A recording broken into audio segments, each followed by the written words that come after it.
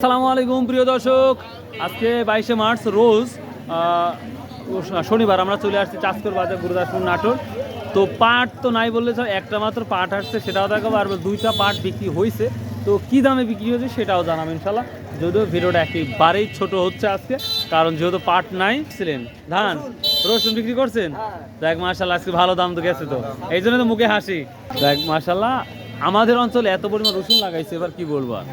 তো আমরা দেখতে পাচ্ছি একটা পাট কত বললো, 3,100 টাকা। ভাইয়া সর্বোচ্চ কত গেছে? আর পাট তো দুই তিন ভ্যান আসছে, তিন ভ্যান। কত লিছেন আজকে? একটা লিচে 600, আরেক ভাই একটা লিচে মনে হয় 500, 400। আর এই একটা। তারপর ভালো কোয়ালিটি হলে কি 3800 কি লস হবে? লস হবে না? ও আচ্ছা আচ্ছা, ঠিক আছে। আমি একটা লিচি 520 টাকা। 520 টাকা দিয়ে লিছেন না, ওটাই বলতেছে। হ্যাঁ প্রিয় দর্শক,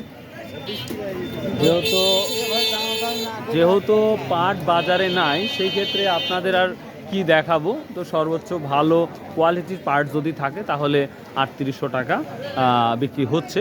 যেহেতু পাট নাই, আর পাট নিয়ে অ্যানালাইসিস করতে পারছি না, কারণ পাটই নাই। আর কি বলবো, পাট দেখলে হয়তো আর একটু পাট বিষয় নিয়ে আলোচনা করতে পারি। এবং যে যেখান থেকে ভিডিওটা দেখছেন, আপনারা আপনাদের এলাকায় বা আপনাদের বাজারে কি দামটা যাচ্ছে সেটা অবশ্যই কমেন্ট করে জানাবেন।